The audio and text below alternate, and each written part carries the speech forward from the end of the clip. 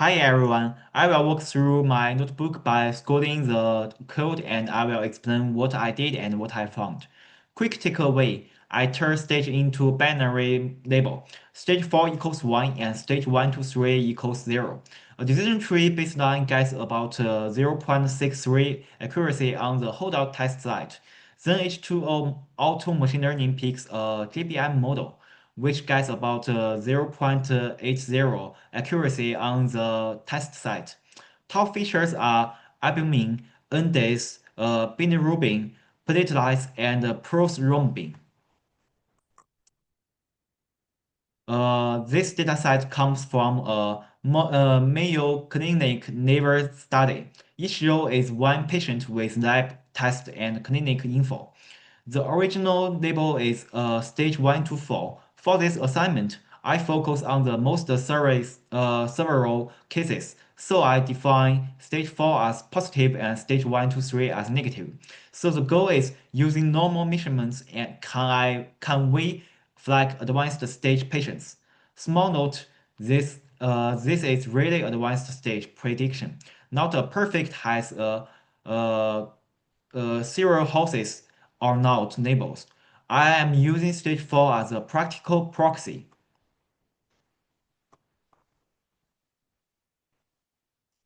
Here I import pandas and napping for data handling, Seaborn and Matplotlib for plots, and scikit-learn for splitting, scaling, pipelines, and evaluation. I also use Mode for balance, imbalance, and H2O auto machine learning to try many models as quickly. This section explains the columns. N days is follow-up time, status is a patient outcome status.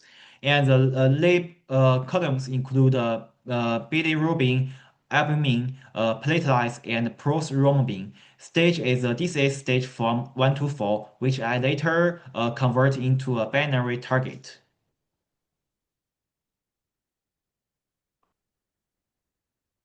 Now I do the dataset and check the shape, columns, types, and missing values. I see many columns have missing data, which makes sense because some patients have full measurements and others have partial measurements.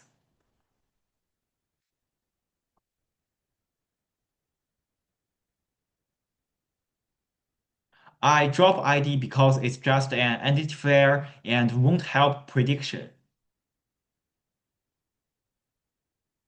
Here, I group my features into numeric and categorical columns, and I set stage as a target.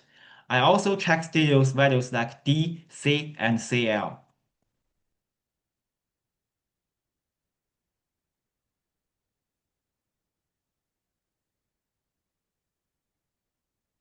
Here, I handle missing values for numeric columns. I fill missing with 0. For some categorical columns, I fill missing with the steering 0. This is simple and makes the dataset unusable. Because it's not perfect, because 0 may not be a real medical value. In a real project, I would use better imputation, like medians for lab values.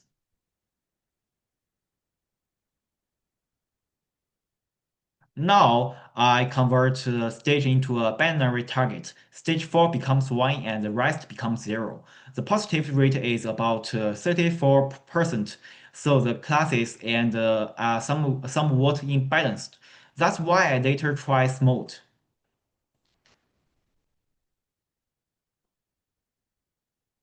Now I build X from numerical features and apply a log transform to highly skewed columns. This reduces the extreme values and can make patterns easier to learn.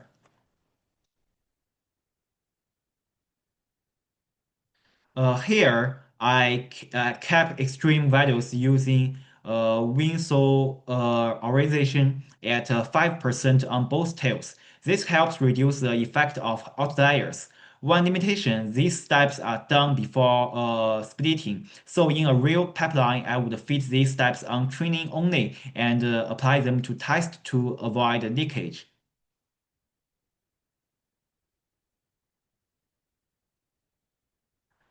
Here, I convert categorical variables into numeric dumping variables so the model can use them.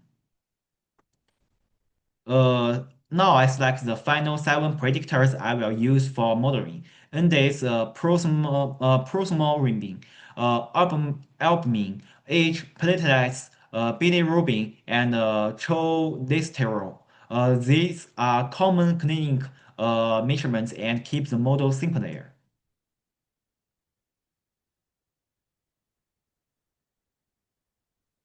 These heat maps shows how numeric features relate to each other. Some lab variables are strongly correlated. For linear models, strong correlations can make coefficients unstable.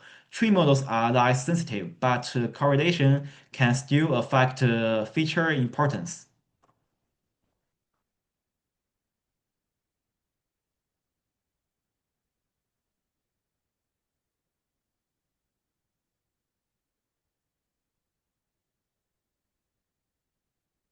Now I run 80 half 20 holdout split.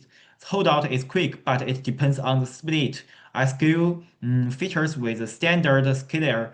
Scaling matters more for non-air models. Trees don't need it, but I keep it for consistency.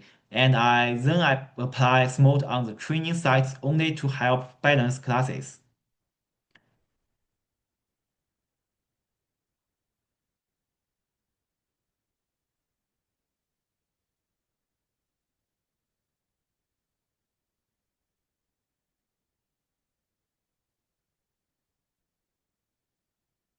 Mm.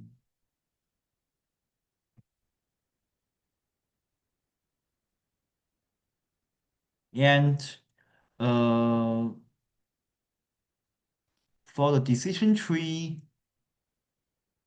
yeah, this is my baseline, a decision tree with scaling and smoothing in a pipeline. On the holdout test site, accuracy is about 0.63.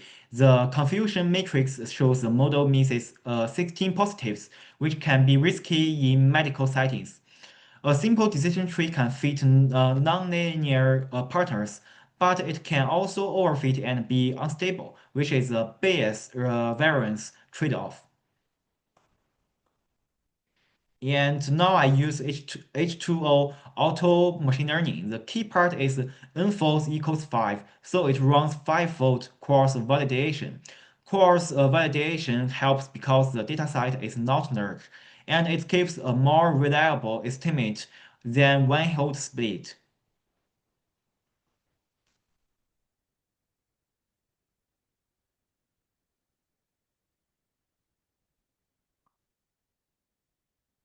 Auto machine learning chooses the GBM model as a leader. GBM is an ensemble for trees, but it often generalized better than a single tree. On the holdout test sites, accuracy is about 0.80. From the confusion matrix, we get 61 true negatives and the 12 true positives, but we're also missing 12 positives. So recall for the positive class is about 0.50. In real use, we might tune the zero shot to catch more positives. Here are the most important features. Uh, ab, albumin, index, bilirubin, platelets, and proximal ribbing. These make sense medically because they related to liver function and disease severity.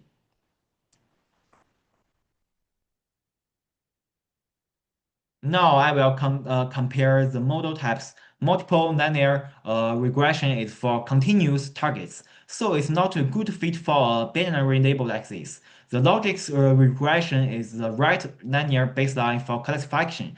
It's simple and stable, but it may miss non-linear partners. I didn't print a logistic score here. but it's a good baseline to test. Tree-based models can learn nonlinear rules. A single tree can overfit, but an ensemble like GBM usually generalizes better, which is what we see here.